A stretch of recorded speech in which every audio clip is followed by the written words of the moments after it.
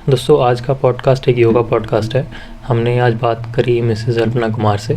Mrs Alpana Kumar एक yoga instructor हैं और उन्होंने मिसेस ग्लोबल यूनिवर्स 2019 और मिसेस इंडिया फिटनेस डिवा 2019 के ब्यूटी पेजेंट्स को जीता था।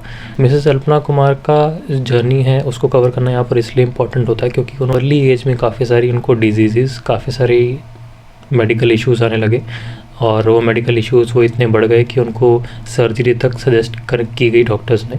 जब उनको सर्जरी सजेस्ट की तो कंटिन्यूस मेडिसिन पे वो थे, कंटिन्यूस रिस्ट्रिक्शंस आ रहे थे, फूड रिस्ट्रिक्शंस आ रहे थे, फिज़िकल एक्टिविटी रिस्ट्रिक्शंस आ रहे थे। तो अब जब अर्ली 20s अर्ली 30s में आपको ये इश्यूज़ डेवलप होते हैं और आपको इतने हद तक डेवलप होते हैं कि आप अपनी बॉडी को रिस्ट्रिक्ट करते चले जाते हैं फिज़िकल एक्टिविटीज़ और खान पान को, तो आपको एक अलग सा डिप्रेशन होने लगता है। तो ये सारी चीज़ों से वो जूझ रहे थे और उन्होंने इन सब चीज़ों को कैसे योगा अपनाकर इन सब से उभरे, कैसे अपनी लाइफ में चेंजेस लाए और उसके बाद ये सब लाइफ लर्निंग्स को योगा इंस्ट्रक्टर बनकर कैसे दूसरे लोगों को लाइफ चेंज में हेल्प किया, इन सब चीज़ों के बारे में हमने बात की। अल्पना कुमार से जुड़ना चाहते हैं तो डिस्क्रिप्शन बॉक्स में दिए गए स्टूडियो के एड्रेस और उनके इंस्टा पेज, यूट्यूब पेज पे जा सकते हैं। अगर उनसे क्वेरीज है तो क्वेरीज आप उनसे पूछ सकते हैं। और आइए देखते हैं कि उन्होंने क्या कहा।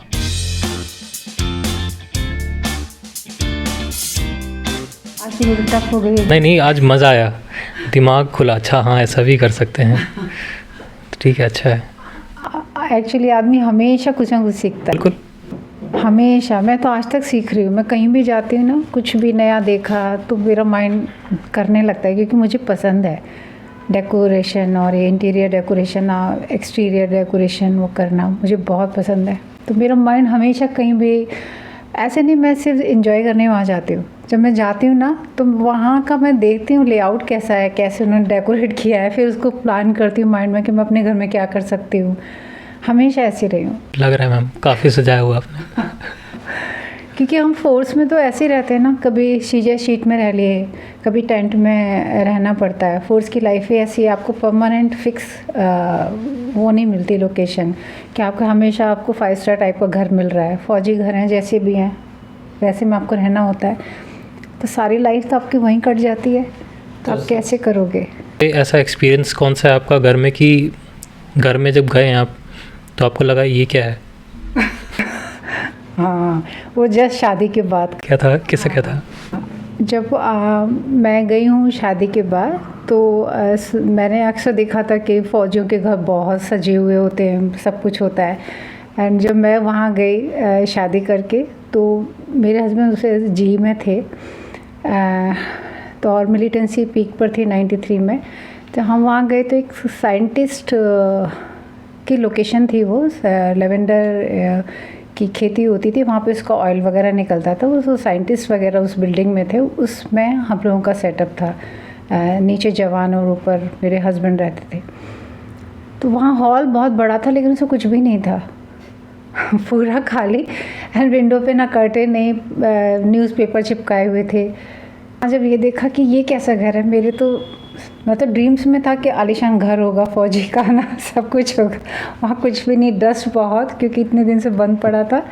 एंड ये पेपर वगैरह जब मैंने विंडो पे देखी तो मुझे, क्योंकि नई नई शादी हुई थी और अरेंज मैरिज थी तो आप इतना बोल भी नहीं पाते हो, लेकिन मुझे वो लगा ये कहाँ आ गई वहाँ 1 मंथ तो मैं ऐसे ही रही, लेकिन उसके बाद मेरा जवाब दे गया। मैंने हस्बैंड को बोला नहीं मुझे कर्टेन चाहिए, मुझे सोफ़े चाहिए, मुझे बेड चाहिए। खैर हस्बैंड ने अरेंज किया एंड उसी हॉल को जितना मैं कर सकती थी उसको मैंने प्रेजेंटेबल थोड़ा सा बनाया रहने लायक। तो वो मेरा एक्सपीरियंस। उसके बाद से मेरे हस्बैंड ने कहा नहीं फ़ौजी ऐसे ही रहते हैं, सिर्फ 2 बॉक्स लो, जब भी पोस्टिंग आ जाए वो पैक किया, उठाया और चल पड़े। घर में अगर सामान नहीं तो घर वाली फीलिंग नहीं ना। और ये तो लाइफ पूरी ऐसी है, मतलब हम तो बिल्कुल अपनी लाइफ जी के यहाँ से निकल के जाएंगे। तो अगर हम ऐसे रहेंगे बॉक्सों के साथ तो फिर बचे ही क्या है? फिर किस समय जाके जो अपनी ख्वाहिशें पूरा करेंगे, अपने इंटरेस्ट, शौक़ होते हैं, हॉबीज़ होती हैं, उनको कब पूरा करेंगे? तो धीरे धीरे मैंने सामान ऐड करना शुरू कर दिया। लेते नहीं फ़ौजियों को लिमिटेड सामान, सोफ़ा, डाइनिंग टेबल, बेसिक चीज़ें मिल जाती हैं। एंड वो भी अलग अलग टाइप की, अलग अलग कलर्स की होती है और मुझे तो वो नहीं पसंद था। नहीं, अपना होना ही चाहिए। फिर मैंने धीरे धीरे सामान लेना शुरू किया। हस्बैंड शुरू में बड़े अगेंस्ट रहे, बाद में वो एडजस्ट होते चले गए। आपने बोला ना काफ़ी सामान मिलता है वो वाली, तो उससे मुझे याद आया डाइनिंग टेबल किसी और सेट का है, चेयर किसी और सेट की है, चम्मच मिलते नहीं आपस में। तो ऐसे चल रहा होता सामान, ऐसे चल रहा होता है। तो ठीक है, वो भी एक लाइफ है कि वहाँ से हमने शुरू किया और धीरे धीरे, क्योंकि एक साथ तो कभी भी नहीं आप इकट्ठा कर सकते चीज़ें। तो ये इंटीरियर डिज़ाइनिंग से लेकर योगा इंस्ट्रक्टर का सफ़र और फिर बीच में मॉडलिंग, ये कैसे ट्रांजिशन हुआ? एक्चुअली जब मैं हार्डली कितनी होंगी 15-16 ईयर्स की, तो मैंने एक बुक योगा की बहुत पतली सी बुक थी, वो उसको पढ़ा। उसमें एक एक आसन के बारे में लिखा हुआ था जो हठ योग के ऊपर थी, एक सिंगल आसन और उनके क्या फ़ायदे हैं, क्या नुकसान हैं, और अगर आप इसको लंबे टाइम तक करते हैं तो आपकी बॉडी कैसी बन जाती है। तो वो मैंने कहीं पढ़ी थी। जब हमारे एग्ज़ाम वगैरह हो जाते, छुट्टियां होती हैं, तो वो जो टाइम था, उस टाइम में मैंने उस बुक को पढ़ा तो कहीं ना कहीं अंदर शायद वो होगा मेरे अंदर कि मुझे अपने आप को ठीक रखना है। एंड मुझे शायद बचपन से ही ये पसंद था कि मैं फ़िट रहूं। सो रनिंग करना या सुबह उठ के मॉर्निंग वॉक करना। तो जब हमारी छुट्टियां होती थी तो मेरा 1-2 फ्रेंड्स थे हमारे नेबर में, वो लोग जाते थे मॉर्निंग में वॉक करने, तो मुझे बड़ा अच्छा लगता था कि सुबह उठ के वॉक करने जाना है। तो मैं जाती थी 4 o'clock उठ के और उनके साथ वॉक करने चली जाती थी, क्योंकि मेरे फादर अवॉइड करते थे अकेले मुझे कहीं भेजना, तो हमेशा मुझे साथ चाहिए होता था किसी का। तो छोटा शहर था, छोटी जगह थी यूपी की, तो वहाँ इतनी फ्रीडम नहीं थी। तो जो भी मुझे मिलता था उस समय, मैं उसको कोशिश करती थी कि मैं उसका फ़ायदा उठा लूँ। वहाँ मैंने उसको पढ़ा और वो पढ़ा हुआ ज़्यादा तो मैं आसन नहीं कर पाई, लेकिन जितना मैं कर पाई उसको मुझ करके मुझे बहुत अच्छा लगा, क्योंकि बेसिक नॉलेज नहीं थी, कोई बताने वाला नहीं था, तो जितना टाइम मिलता था उतना कर लिया। बस वो मैंने बुक पढ़ी थी। उसके बाद शादी हो गई, बच्चे हुए और लाइफ ही चेंज हो गई। सिविल लाइफ से आप एक फ़ौजी लाइफ में चले जाते हो। हाँ, टोटली मतलब रातों दिन का फ़र्क आ जाता है आपके लाइफस्टाइल में ना। वहाँ हर चीज़ में आपको ध्यान रखना पड़ता है, ऐसे बैठना, ऐसे उठना, ऐसे बात करना। एंड सिविल में तो आप बिंदास हो, किसी की परवाह नहीं है। तो जब मैं वहाँ गई तो कश्मीर में थे मेरे हस्बैंड उस समय। तो बच्चों के बाद नॉर्मली हमारा सबका वेट बढ़ ही जाता है, मेरा भी वेट काफ़ी था 85 kg। एंड धीरे धीरे मेरे नीज़ में प्रॉब्लम शुरू होने लगी। तो वो टाइम के साथ ठंड की वजह से इतनी ज़्यादा बढ़ गई कि अगर मैं सोफ़े पे ऐसे बैठी तो मैं खड़ी नहीं हो सकती थी। एंड मैस वगैरह में हमारी पार्टीज़ होते थे, तो जब मैं वहाँ जा रही हूँ तो मुझे उठने में टाइम लगता, तो मैं ऐसे पहले रब करती थी, जैसे बुज़ुर्ग लोग करते हैं ना, उसको हीट देते थे, गर्म करते थे कि बहुत टाइम से बैठे हैं, मसल्स आपके स्टिफ़ हो गए बोन, तो उनको रिलैक्स करना है। ऐसे मलती थी, फिर मैं उठती थी। हार्डली मेरी एज होगी 30+ थी मैं उस समय। तो जब ये सब होने लगा तो मुझे लगा कहीं कुछ गड़बड़ है इस एज में। अभी से अगर ऐसा होना कि मैं उठ नहीं पा रही हूँ, और जो मेरे से बड़ी एज की थे, हमारे कमांडेंट की वाइफ, सभी बड़े थे, मैं तो उस समय बहुत यंग थी, वो लोग आराम से उठ जाते, मुझे टाइम लगता। तो वो हंसने लगे कि तुमको अभी से बुढ़ापा आ गया है क्या, ये क्या होने लगा। मैं कहा पता नहीं, कुछ प्रॉब्लम है मेरी नीज़ में। चेकअप भी नहीं कराया, क्योंकि वहाँ मिलिटेंसी थी, वहाँ इतना ईजी नहीं था आपके बाहर जाना। तो मेरे हस्बैंड ने बोला कि ये टैबलेट है, इसको खाओ, इससे यूरिन बहुत आएगा और यूरिन की समय इससे आराम मिलेगा। वो मैंने खाया और मुझे 3 दिन तक नी में कोई पेन नहीं, मैं बड़े आराम से उठ रही हूँ, बैठ रही हूँ। उसके बाद उसका असर ख़त्म होने लगा, फिर वापस वो प्रॉब्लम शुरू हो गई। फिर हमने एडवाइस ली किसी से और पता चला कि एक तो वेट कम करना है और ये इनिशियल अर्थराइटिस की प्रॉब्लम है।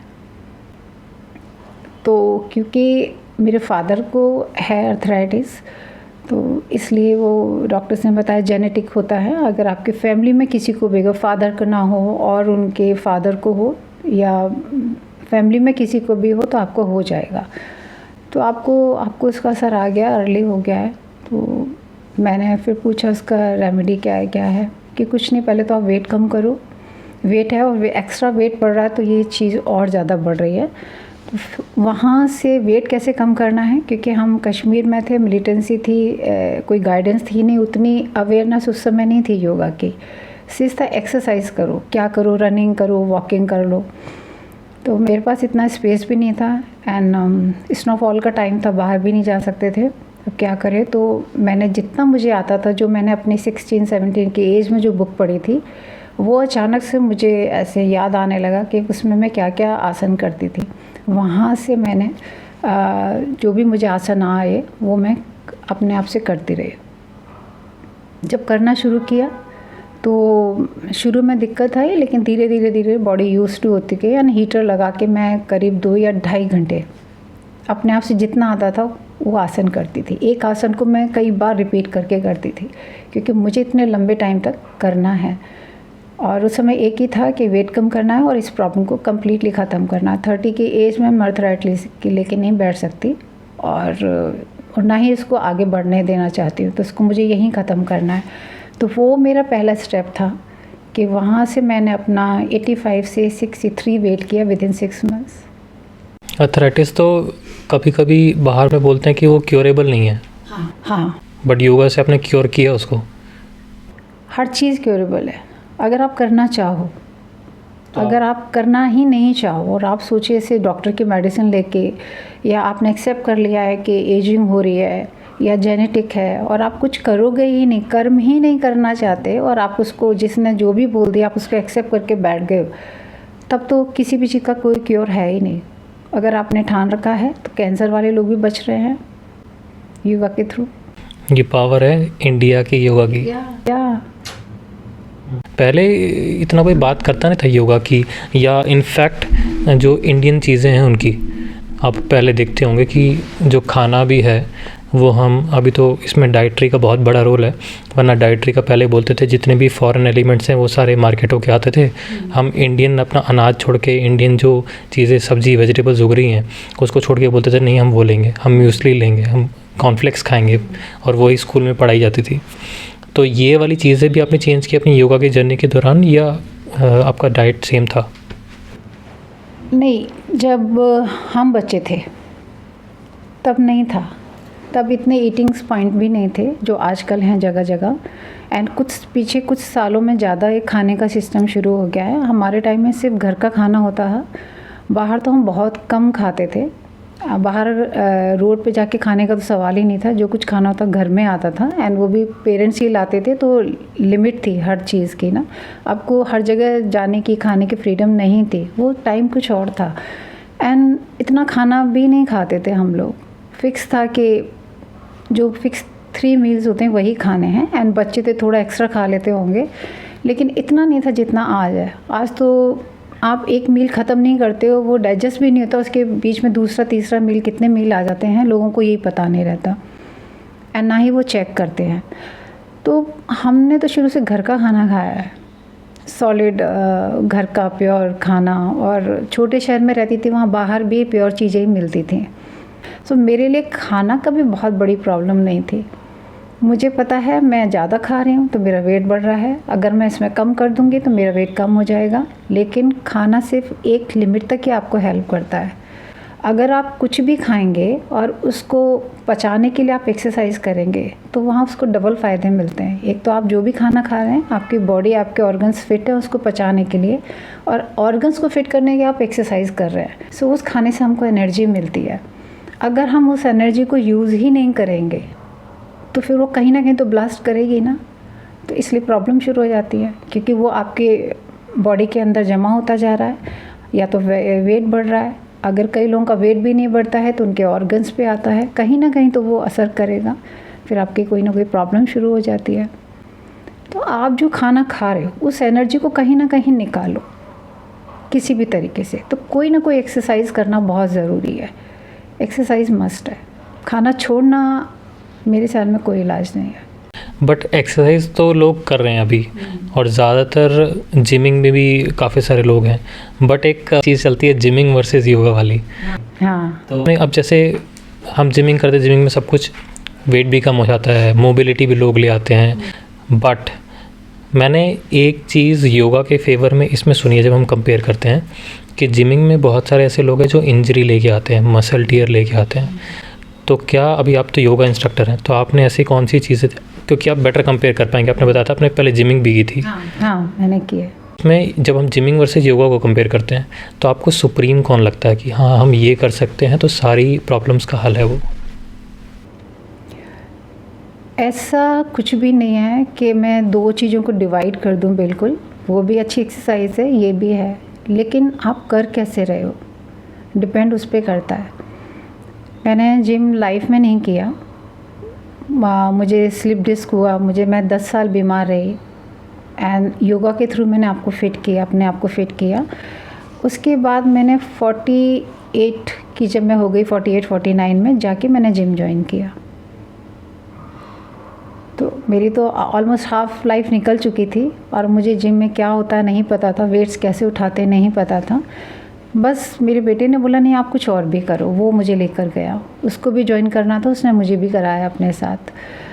क्योंकि मुझे स्लिप डिस्क और सर्वाइकल और अर्थराइटिस ये सारी प्रॉब्लम थी, इनको मैंने योगा से ठीक किया। तो मुझे था कि नहीं मुझे किसी ट्रेनर के अंदर करना है, जाके कुछ भी नहीं उठा लेना है। तो ऑब्वियसली ट्रेनर को हायर करना जिम के अंदर कोई सस्ता नहीं है, बहुत मैंने करीब 1.5 से 2 लाख रुपए 2 साल में कर दिए अपने ऊपर खर्च। एंड शायद लोग सुन के हाँ, जिम ट्रेनिंग में अपने जी हाँ, आपकी मेंबरशिप अलग जाती है एंड जब आप पर्सनल ट्रेनर लेते हैं उसका अलग होता है, सेपरेट होता है। तो मैंने करीब 2 साल तक वेट ट्रेनिंग की और इसमें पूरे 2 साल मैंने ट्रेनर रखा अपने पास, क्योंकि मुझे था पैसा आना जाना है, आज नहीं तो कल ये तो कहीं ना कहीं खर्च हो ही जाएगा। ऐसा नहीं है कि अगर मैंने 2 लाख रुपए जिम के अंदर डाल दिए तो मैं कहीं उसको सेव कर लूँगी, सेविंग ऐसे नहीं होती है। अगर आप अपने हेल्थ को साइड में रख के सेविंग कर रहे हैं तो वो कहीं ना कहीं निकल जाएगा, वो फिर हॉस्पिटल बीमारी में जाएगा।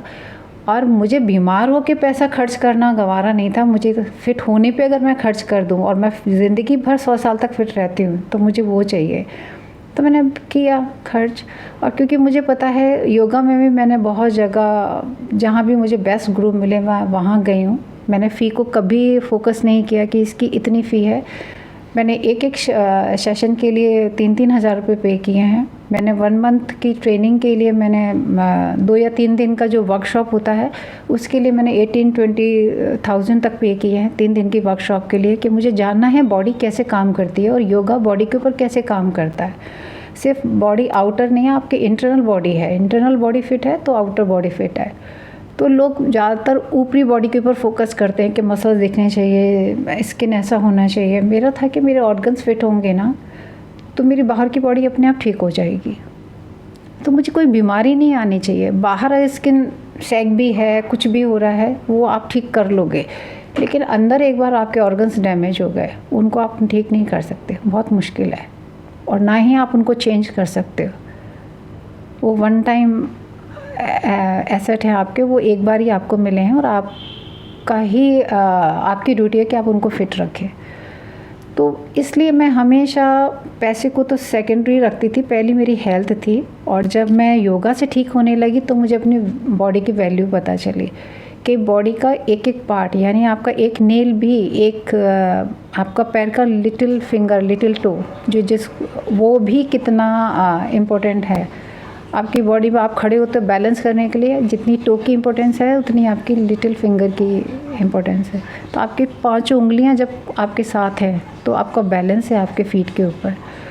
तो आप एक एक चीज़ पे जब ध्यान देते हो तो लगता है आपकी बॉडी का हर पार्ट, हर अंग, हर सेल बहुत इम्पोर्टेंट है जिसकी आपको केयर करनी चाहिए। लेकिन हम लोग केयर ही नहीं करते। जब तक वो चीज़ ख़राब ना हो जाए तब तक हम उसकी वैल्यू नहीं करते। यानी सबके साथ होता, हमारे साथ भी था। हमारे साथ इसलिए हुआ, अवेयरनेस नहीं थी हमें, ना ही हमारे टाइम पे हमें किसी ने बताया कि एक्सरसाइज इतनी इम्पोर्टेंट है कि उसको करना है।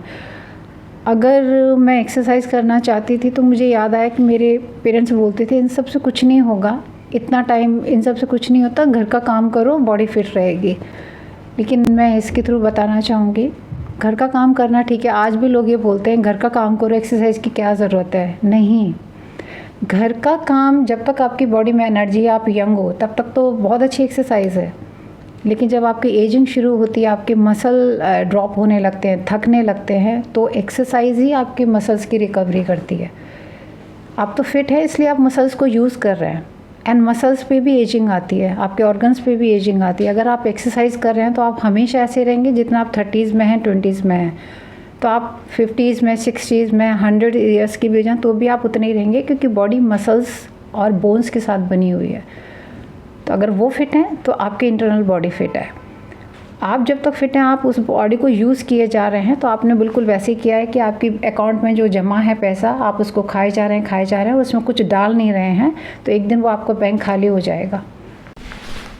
तो इसमें अब जैसे मैं एज अ यंगस्टर पूछ रहा हूँ, और ऐसा यंगस्टर कि मैंने योगा अच्छी तरह अभी परस्यू नहीं किया, बट मैं सोचता हूँ कि हाँ कभी करेंगे।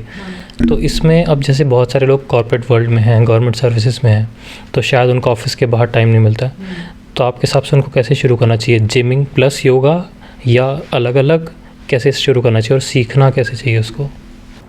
किसी भी एज में आप जिम भी शुरू कर सकते हैं, किसी भी एज में आप योगा भी शुरू कर सकते हैं। एज बहुत बड़ा इशू नहीं है कि किस एज में करना है। आपको लगे आप मैं यंग एज में ही शुरू करूँगा तभी फ़ायदा होगा, ऐसा नहीं है। पर हाँ, आप अवेयर हैं इस चीज़ से कि मुझे अच्छी हेल्थ मेंटेन करनी है, तो मुझे एक्सरसाइज करनी है। तो आप दोनों भी कर सकते हैं, एक भी कर सकते हैं। एक बार में एक चीज़ को शुरू किया, उसको अच्छे से पहले समझिए, उसमें आगे ग्रो करिए, फिर दूसरी चीज़ को ऐड करिए। तो धीरे धीरे ऐड करेंगे तो आप उस चीज़ को एंजॉय करेंगे। आप सारी चीज़ें एक साथ कर लेंगे और कुछ भी आप परफेक्टली नहीं कर रहे हैं तो आप थोड़े दिन में बोर होने लगेंगे, क्योंकि गलत ढंग से की गई एक्सरसाइज आपको रिज़ल्ट नहीं देने वाली। आप देख रहे हैं हर गली में, हर जगह योगा इंस्ट्रक्टर भरमार हैं आजकल, है ना। हर बंदा कुछ ना कुछ कर रहा है, लेकिन फिर भी फिट नहीं है। क्यों नहीं है? क्योंकि वो सोचते हैं सिर्फ जिम में गए, हमने मेंबरशिप ली, अब मशीनें हैं, उनको पता ही नहीं मशीनें यूज़ कैसे करनी है। उनको पता ही नहीं है वेट्स उठाने में कौन सा मसल आपको यूज़ करना है, किस मसल्स के लिए कौन से वेट लेने हैं, आर्म्स की एक्सरसाइज कैसे करनी है, शोल्डर्स के लिए क्या करनी है। कुछ भी उठा के शुरू हो जाएंगे तो वहाँ इंजरी हो ही जाएगी। ऐसे योगा सब कर रहे हैं, लेकिन योगा करने का सही तरीका है कि आपके प्रॉपर मसल पे आप काम करो। आसन करते समय आपका अलाइनमेंट परफेक्ट होना चाहिए। अगर आप सारे आसन कर रहे हो लेकिन आप अपनी इंटरनल बॉडी को इन्वॉल्व भी नहीं कर रहे हो, आपको यही नहीं पता मेरा ये मसल स्ट्रेच होना चाहिए, इस पे काम करना चाहिए, तो चाहे आप योगा करो या जिम करो, फ़ायदा आपको किसी से नहीं मिलने वाला। सो मेरा जो योगा है वो इक्वली टू जिम है। ऐसा नहीं है कि जिम ही टफ़ होता है, मेरा योगा उससे भी ज़्यादा टफ़ है। आदमी वेट्स उठा लेगा कैसे, लेकिन मेरा योगा नहीं कर पाएगा। हम पावर योगा भी सुन रहे हैं, वो है क्या ये? पावर योगा कुछ नहीं होता है एक्चुअली। आजकल तो बहुत सारे नाम दे दिए हैं योगा के ना। लोग मुझसे भी पूछते हैं आप कौन सा वाला योगा कराते हो, तो कई बार बड़ा मुश्किल होता है समझाना कि जो आसन हम हठ योग में कर रहे हैं ना, वही आसन आगे कर रहे हैं जिसको लोग पावर योगा बोलते हैं। एक विन्यासा होती है फॉर्म, और एक अष्टांगा एंड हठ योग। ये तीन चीज़ें मेन है हठ योग, जो बहुत सदियों से चला आ रहा है। जो हमारे ऋषि हैं माने पतंजलि, उन्होंने उनकी बुक लिखी हुई है, उसमें उन्होंने एक्सप्लेन किया है। तो पहले हठ योग ही आया था। हठ योगी मेन है, जिसमें आप एक एक सिंगल आसन के ऊपर काम करते हो सही अलाइनमेंट के साथ, और हर एक आसन आपकी बॉडी के हर पार्ट पे काम करता है। ऐसा नहीं है एक आसन आप अगर नेक की एक्सरसाइज कर रहे हो तो फिर वो नेक के लिए ये नहीं, वो जो नेक की एक्सरसाइज है आपके शोल्डर्स, आपके इनर बॉडी, आपकी पूरी बॉडी पे काम कर रहा है। आप नेक की एक्सरसाइज कर रहे हैं तो आपको सीधा बैठना ही पड़ेगा। आप अगर झुक के नेक की एक्सरसाइज कर रहे हैं तो वो आपकी नेक को भी फ़ायदा नहीं करेगी, और ना ही आपके शोल्डर्स एंड बाकी पार्ट्स के ऊपर। आपको अगर नेक की एक्सरसाइज भी करनी है तो आपको सीधा स्पाइन से बैठना ही होगा, है ना। आप अगर सीधे बैठेंगे तो पूरी बॉडी आपकी कंट्रोल में होगी। अगर आप सिटिंग पोज में बैठे हैं या चेयर के ऊपर बैठे हैं या खड़े होकर भी कर रहे हैं, आपका बॉडी के ऊपर कंट्रोल होना चाहिए। सो पूरी बॉडी जब तक इन्वॉल्व नहीं होगी, आपको सिंपल नेक का रोटेशन भी हेल्प नहीं करने वाला। पोस्चर मैटर करता है। तो इसमें अगर मुझे सपोज़ योगा सीखना है, हाँ, तो मुझे कैसे पहचानना चाहिए कि जो मैं योगा टीचर चूज़ कर रहा हूँ वो सूट कर रहा है या वो सही सिखा रहा है? या ये तो कहना बड़ा मुश्किल है क्योंकि इतने सारे वीडियोस हैं यूट्यूब के ऊपर, इतने सारे योगीज़ हैं, योगा टीचर हैं जिनके अंडर लोग सीख रहे हैं।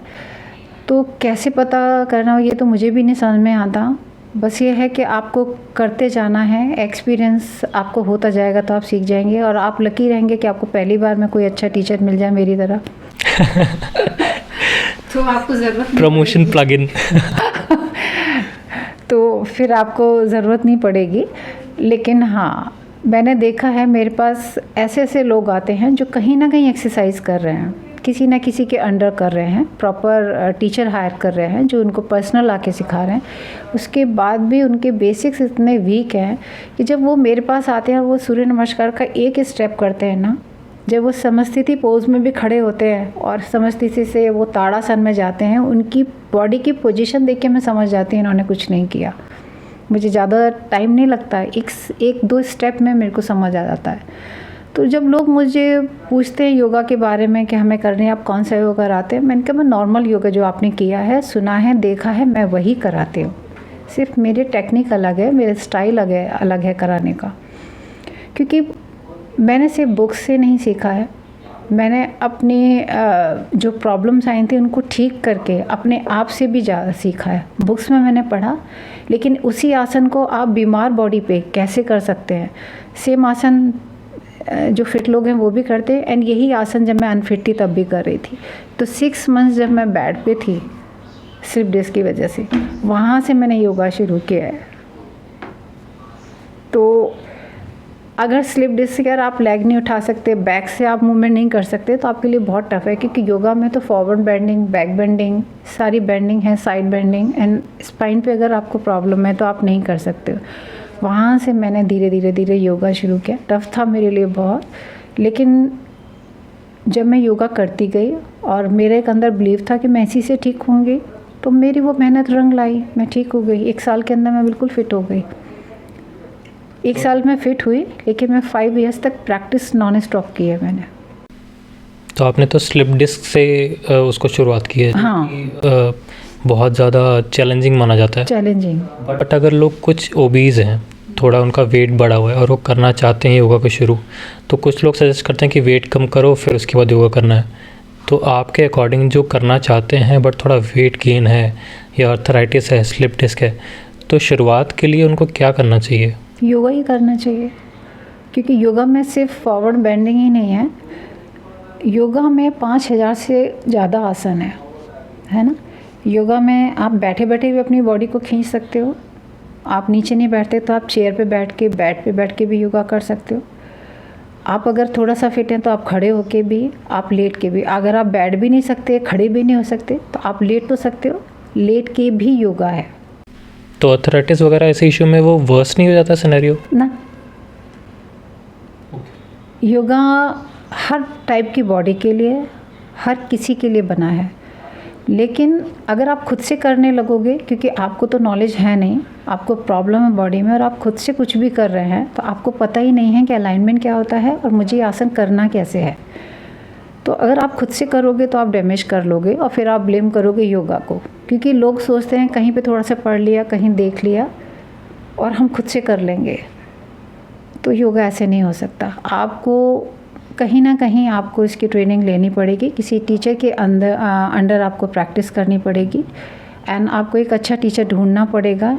इतना मेहनत तो आप लोगों को करनी ही पड़ेगी। अगर आपको अपनी लाइफ से खिलवाड़ नहीं करना है तो आपको इतना तो आना पड़ेगा, करना पड़ेगा कि आप एक अच्छा टीचर सर्च करें, और अच्छे टीचर्स भी बहुत हैं। और हमारे यहाँ हॉस्पिटल में डॉक्टर को लोग दे देंगे पैसा, लेकिन योगा के लिए समझते हैं ये तो वेस्ट है, इसमें पैसा खर्च करना, 500 रुपये में 1000 रुपये टीचर मिल जाए और कर लो। तो जब आप ऐसे टीचर ढूंढोगे तो वो कराएंगे भी वैसे ही, तो आपको कोई फ़ायदा नहीं होने वाला। जो आप 1000 रुपीज़ भी दे रहे हो वो भी आपका वेस्ट है। मैं मतलब बता सकती हूँ कि आदमी का बीमार होना ज़्यादा महंगा पड़ता है बजाय कि फ़िट होना। अगर आप किसी टीचर को, एक अच्छे टीचर को हायर कर रहे हैं और वहाँ जाके प्रैक्टिस कर रहे हैं, थोड़ा फ़ी ज़्यादा है तो क्योंकि उसको नॉलेज है इसलिए वो फ़ी ले रहा है ना, लेकिन गारंटी है कि वो आपको ठीक कर देगा। सो मेरा भी यही है। मुझे भी लोग बोलते हैं कि यहाँ फ़ी ज़्यादा है, यहाँ कम है, तो मैं बोलती हूँ नहीं, मेरे है, क्योंकि मैं पेन लेती हूँ। प्रॉब्लम आपकी है लेकिन पेन मुझे हो रहा है। आप मेरे पास आए हो तो गारंटी है मैं आपको ठीक कर दूँगी, एंड ये गारंटी तो आपको डॉक्टर्स भी नहीं देते, मैं दे रही हूँ। आप चाहो तो लिखवा लो मुझसे, लेकिन आपको आना पड़ेगा, करना पड़ेगा। मैं जादू नहीं कर सकती कि मैं 1 मंथ में आपको ठीक कर दूँगी, लेकिन अगर आप 1 ईयर देते हैं तो मैं आपको ठीक कर दूँगी, और मैंने किया है।